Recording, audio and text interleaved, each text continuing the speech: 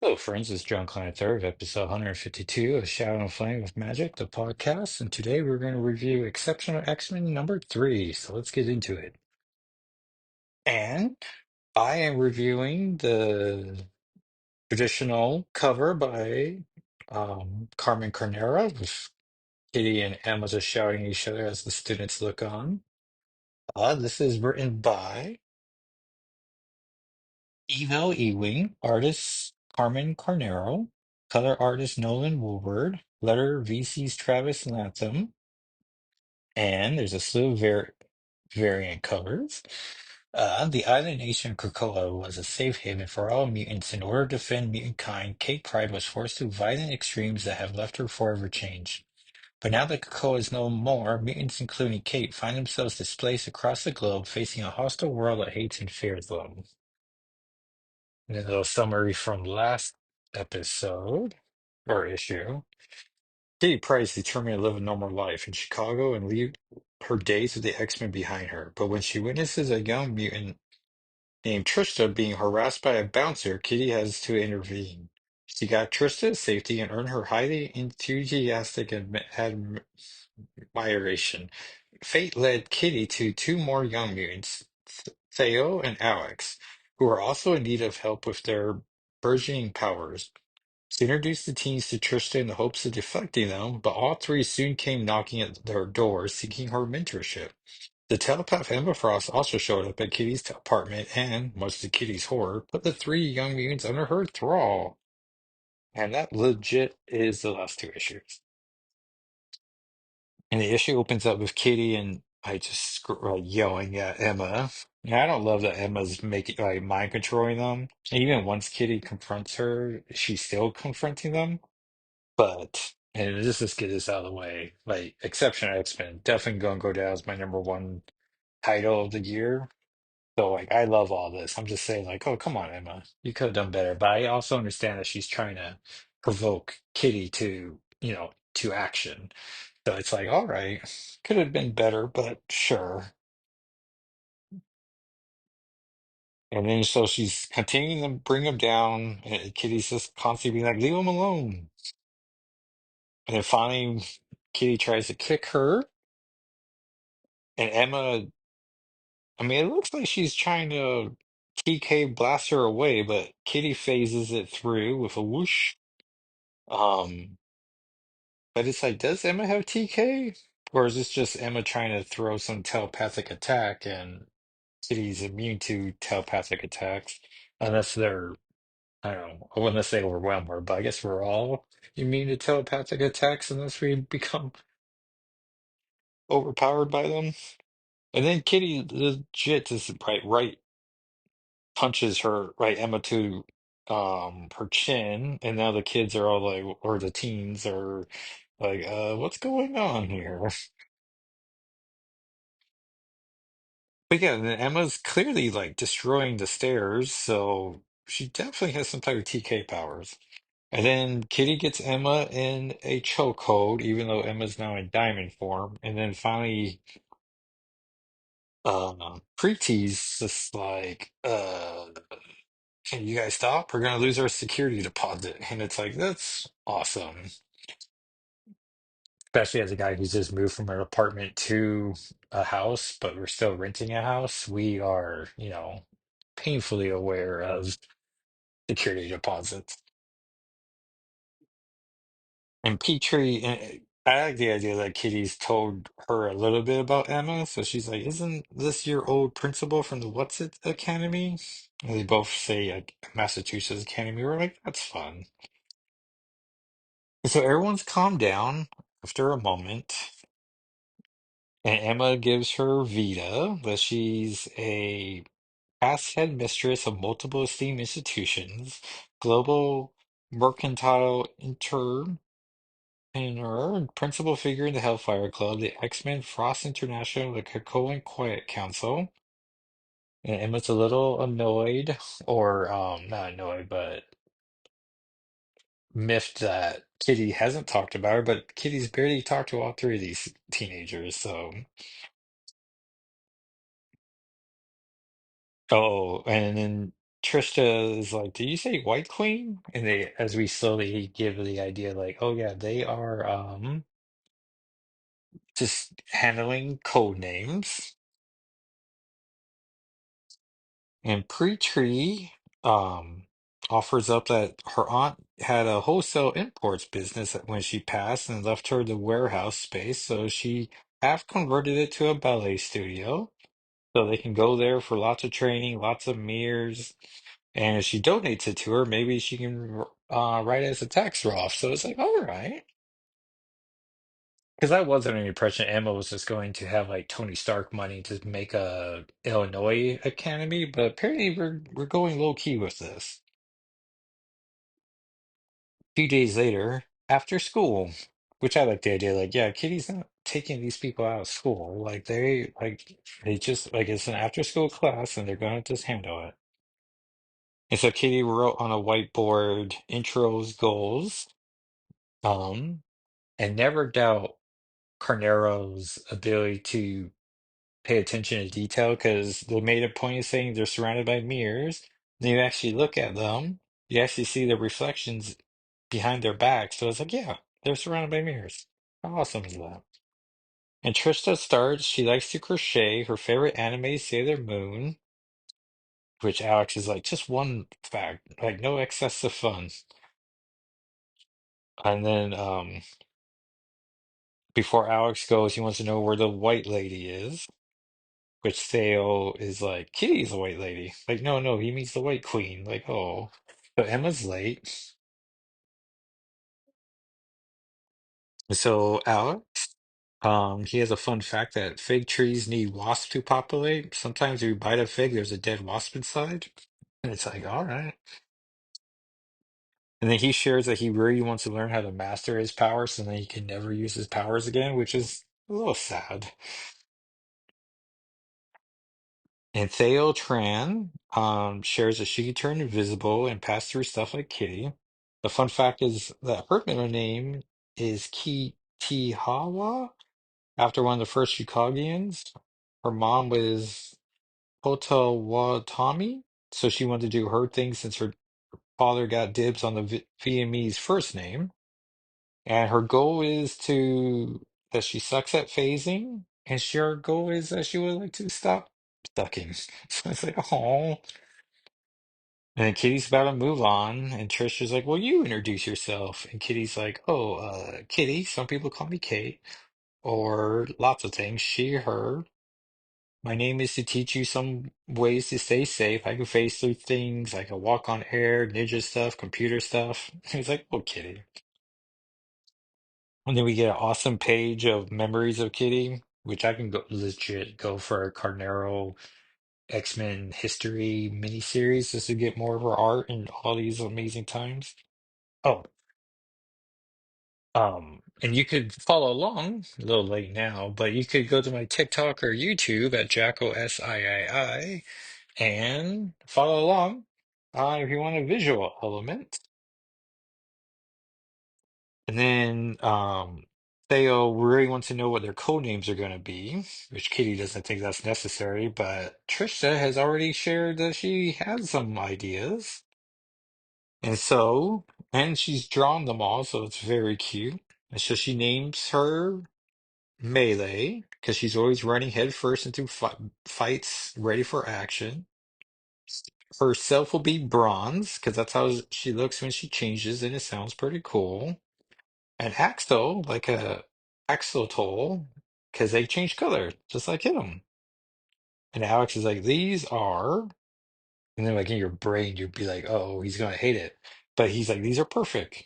And I just love so much how these are teenagers who um are just instant friends. Like I'm sure there will be conflicts with them be later, but right now they're just on board. And so Melee's ready to be heroes, and Kitty's like, no, no, we're not being heroes. Like, we're not doing code names. We're just trying to learn enough to protect ourselves. But Emma comes in the room. She has costumes for everybody. And I sort of like how they're all red, like Raphael, because we've seen in like cover art that some of them are going to get different colors. Like May's gonna stick with the red, but Bronze is gonna go purple to match her hair. And then Axel is gonna get like suits or like get a cool jacket. So it's like poor Emma. Like good thing she has money, but it's like, yeah, she's gonna buy these regular ones and then change them as they go. And then we see that Emma's trying to is tutoring or mentoring Axel. Katie's taking time with Bronze, and Sir gives Melee time by herself. So it's like, uh-oh, we sort of got our favorites, so maybe that's where the conflict would come from. Um, and then Kitty makes an awesome reference to Bronze, who she wants to have her metal skin be softer because she's softer. And I like that idea. And then we're just told like, hey, it worked, sort of. And it's like, all right. And then Kitty makes a reference to her armoring up reminds her of someone she loves, a most gentle person, which I want to call Magic a gentle person, but she does armor up, so I get it. And then all of a sudden we get this great splash page of demons coming to attack them. So it's like, oh, because we were all thinking about magic. But no. Turns out it was just a psychic attack by Emma, and so that's not great. Then Kitty yells at Emma some more, and Emma's like, "No, these like they need to learn to attack, like fight against humans, so they're gonna do that." And then get a dramatic page turn as we hear someone off panel saying, "Kitty, I mean Kate," and boom, Iceman has joined the team, and so Melee got a new partner as the or her own mentor, so 3-on-3, so that seems fair. Um, I still like how it's predominantly female led though. And Melee calls him an ice guy, and Axel calls him an ice man. And Bronze is like, I wonder what his name is. And there are some letters here. So awesome that these people got their letters. I've noticed some people don't do the whole first, last name, and location. And I don't know, but I'm trying to get my letter in there. But I love that other people are finding time in there. But apparently the Emma is a friend of mine on Twitter. So it's like, that's fun. Speaking of Twitter, so I'm Jacko SII on there, but like most comic book people, we're moving to Blue Sky. But I have like so many scheduled posts for Twitter, so I'm there for until June or so. But I'm made a transition to Blue Sky, and it's like starting back at zero. I mean, I got like 89 followers, but some people legit went from my Twitter to Blue Sky and like took all their followers. So I'm like, how do you do that? Um, I don't know. So. If you want someone to follow, find me there. Oh, and I made a podcast, Blue Sky as well, at SNFWM, which is the same for its Instagram account. And then we get next issue, Iceman attacking the student. And Kitty Pryde suspects that her old comrade, Bobby Drake, hasn't been entirely honest with her, and our all-new hero Bronze faces her first big solo battle and also has to interact with a person she has crush on. Which is worse? And it's like, oh, I love this series so much. Um, so let's see what other comics came out last week. So we have an exceptional X-Men. Oh yeah, what if Minnie became Captain Marvel? What's not very good. Um, and then we're supposed to be getting a Mickey Mouse and Friends became the Fantastic Four, so it's like, ugh. Marvel Zombies, Dawn of Decay also wasn't stellar. Oh, Phoenix 5 had a fun moment where Jean is being watched by Gladiator and some other leaders of alien races, and then and commenting about her, and then you just see her turn to their camera, wherever that is, and go like, I can hear you all. And so that was a fun little moment. Um, oh, Sentinels 2 had the impossible job of having me care about Sebastian Shaw, who I'm annoyed with because he killed Kate Pride, and also threw Lockheed into a net and then into the water. and so attempted murdered him. So I'm always fine with people trying to kill him, but unless they're humans who agree to become Sentinels at the risk of their own lives, because then I'm like, I don't care. And he defeats them all, so that was cool. And then we see that they're trying to turn the Sentinel technology onto a dog, and the dog immediately is like trying to bite the armor off of him and dies in the process. So it's like, yeah, even dogs know not to become Sentinels. So there was that. Oh, Storm 2, she's dying from radiation poisoning. The issue starts with her wearing this all white outfit. Um, but then she coughs all over her sleeve, putting all this blood. And I'm like, oh, Storm, not in your white outfit. Come on. Um, and then we have a moment where, oh yeah, and then during that time, she was rescuing these sailors, and I was like, Storm, don't wear a white outfit to a ocean mission. Like you're just asking for trouble. Um, And then later she looks, oh, and there's this great page as she spends like 4 hours. Oh, and we're led to believe that she has 12 hours to live. So 4 of those hours she spent living, working with animals, which I was like, that is adorable. Which then someone on Blue Sky commented about like, oh, we like this Storm working with animals. Is there a way we can contact her to work with animals? With the animals we take care of? And I was like, just trying to be very polite of like, I would love if Storm could help you in your cause. But it's also like you don't realize you're commenting on a comic book character, but sure. And then she meets this mutant doctor who has the ability to diagnose you. So handy. But he hates the X-Men because when he was starting his practice with Night Nurse, like all the heroes with the different fractions donated except for the X-Men. So he would help mutants. He just doesn't care for the X-Men. But Storm gives up a ruby from her mother, and he gives her that diagnosis and sends her on her way to Dr. Voodoo. So that was cool. Though he mentions about how she is losing her powers and she doesn't know the ramifications of that. Where I'm like, oh, Dr. Voodoo, come on, bro. Like, Storm's used to losing her powers like every 3 months. Like, she has knives for when she loses her powers. She's gonna be okay. So Storm 2 was legit. Um, Venom War is Jeff was cute, but La Gwenpool and America Chavez. Oh, and Wolverine 3 was the second half of a two-parter involving the Wendigo. And then Lady Deathstroke's part of the series subplot. Um, and so I'm a little bit interested in Lady Deathstroke now. So, um, but yeah, so it's like, all right, not too offensive or anything. But I would highly recommend Exceptional X-Men 3 and Storm 2. So let's see what comes out next week. Oh, no, no, this week. The day on Thanksgiving Eve, everybody.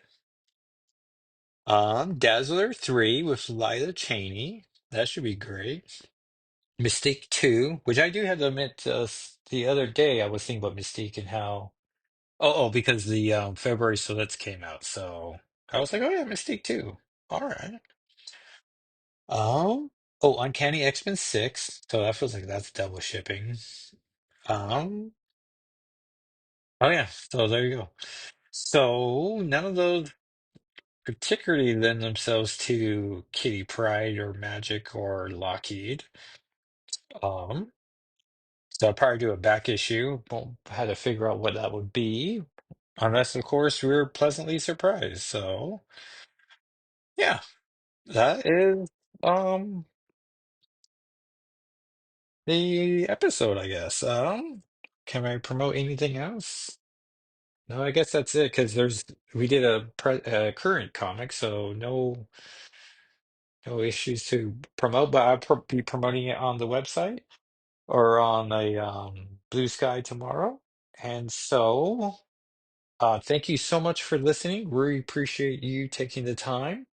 I did listen back to the last episode, and I was pretty much whispering, and so I was recording in the garage where I am now still. But I feel confident speaking at a louder voice, so yeah. Hopefully this was louder. But thank you so much for sticking around. And dear listener, I will speak at you next time. All right, everyone. Bye.